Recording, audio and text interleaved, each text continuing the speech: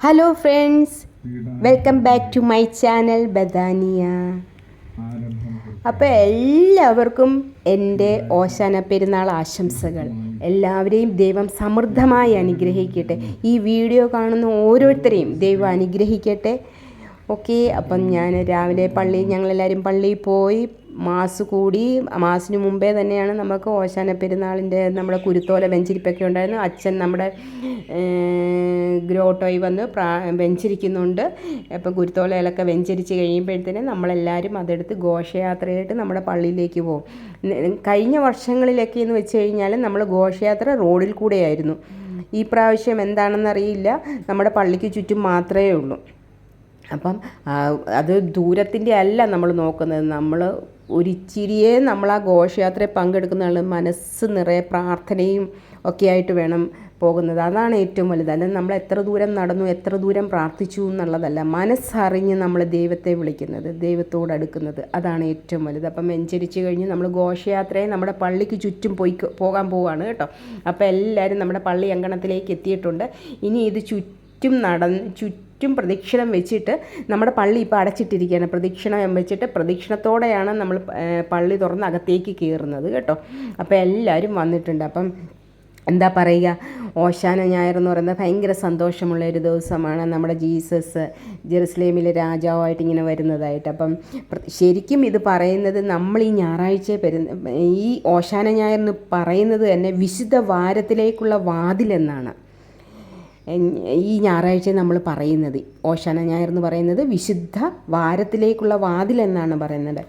നമ്മുടെ ആരാധനാക്രമത്തിൽ ഈ ഞായറിനെ കർത്താവിൻ്റെ പീഡാനുഭവത്തിൻ്റെ കുരുത്തോല ഞായർ എന്നും പറയാറുണ്ട്, ഇല്ലേ? കർത്താവിൻ്റെ പീഡാനുഭവത്തിൻ്റെ കുരുത്തോല ഞായർ എന്നും പറയാറുണ്ട്. നമ്മുടെ ജീസസ് രാജാവായിട്ട് വരുന്നു. ജീസസ് വന്നത് എങ്ങനെയാണ്? ഒരു കഴുതപ്പുറത്ത്.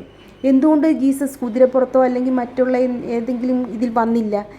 അതിനർത്ഥം, ഈ കഴുതപ്പുറത്ത് വന്നതിനർത്ഥം യേശു അത്ര വിനയനായിട്ടാണ്. കാരണം അദ്ദേഹത്തിന് വരാമായിരുന്നു, ഈശോയ്ക്ക് വരാമായിരുന്നു, കുതിരയും ചെങ്കോലും കിരീടവും മേലങ്കിയൊക്കെ ധരിച്ച് വളരെ പ്രൗഢിയോടെ വരാമായിരുന്നു. ജീസസ് അത് ചെയ്തില്ല. ജീസസ് അവിടെ നമ്മളെ പഠിപ്പിക്കുകയാണ്, എവിടെ താഴ്മയുണ്ടോ അവിടെയാണ് നമുക്ക് സ്ഥാനമുള്ളത്. നമ്മുടെ രാജാവ് വന്നത് ഒരു കഴുതക്കുട്ടിയുടെ പുറത്താണ് വന്നത്. കുതിരയുടെ പുറത്തല്ല വന്നത്, കഴുതപ്പുറത്ത്. ചെങ്കോലോ കിരീടമോ മേലങ്കിയും ഒന്നുമില്ലാത്ത രാജാവ് കഴുതപ്പുറത്താണ് വന്നത്. ഇതിനർത്ഥം എന്താ? ഇത് സ്നേഹത്തിൻ്റെ, സാഹോദര്യത്തിൻ്റെ, സമാധാനത്തിൻ്റെ രാജാവായിട്ടാണ് നമ്മുടെ ജീസസ് വന്നത്. അപ്പം നമ്മളും എന്താ ചെയ്യേണ്ടത്? നമ്മളും ഈ ജീസസിനെ ഫോളോ ചെയ്യണം. സ്നേഹം, എല്ലാവരോടും സ്നേഹമായിരിക്കണം, സമാധാനം, സാഹോദര്യം, ഇതൊക്കെ നമുക്കും വേണം, അല്ലേ? അപ്പം നമ്മൾ ഈ വിശുദ്ധ വാരത്ത് നമുക്കെല്ലാം മറന്ന്, വിദ്വേഷവും വെറുപ്പും എല്ലാം മറന്ന് സാഹോദര്യത്തോടെ, എല്ലാവരോടും സഹോദര സ്നേഹത്തോടെ, സമാധാനത്തോടെ ഒക്കെ നമുക്കും മുന്നോട്ട് പോകാം. അപ്പോൾ ഈ വിശുദ്ധ വാരം നമ്മളെ ഓരോരുത്തരെയും അതിന് നമ്മുടെ മനസ്സിനെ പാകപ്പെടുത്തട്ടെ, സഹായിക്കട്ടെ. അപ്പം നമ്മുടെ ഘോഷയാത്രയൊക്കെ, നമ്മുടെ പള്ളിക്ക് ചുറ്റുമുള്ള ഘോഷയാത്ര നടന്നുകൊണ്ടിരിക്കുകയാണ്. ഒരുപാട് ജനങ്ങൾ വന്നിട്ടുണ്ട്.